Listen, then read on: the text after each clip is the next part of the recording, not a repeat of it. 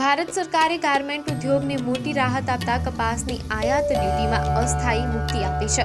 19 ઓગસ્ટથી 30 સપ્ટેમ્બર સુધી કપાસની આયાત પર કોઈ ડ્યુટી લાગશે નહીં। આ નિર્ણયથી ટેક્સટાઇલ ક્ષેત્ર અને વૈશ્વિક બજારમાં વધુ સ્પર્ધાત્મક બનવામાં મદદ મળશે। ભારતીય કાપડ ઉદ્યોગ હાલમાં અનેક પડકારોનો સામનો કરી રહ્યો છે।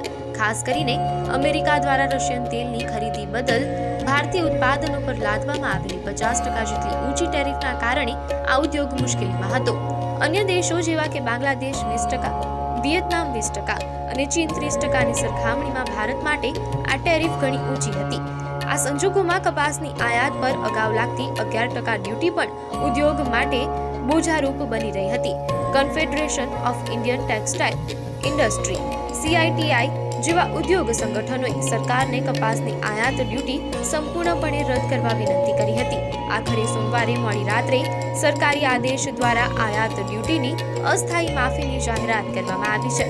આ નિર્ણયથી ગાર્મેન્ટ ઉદ્યોગને મોટી રાહત મળશે અને તે વૈશ્વિક બજારમાં પોતાની સ્પર્ધાત્મકતા જાળવી શકશે।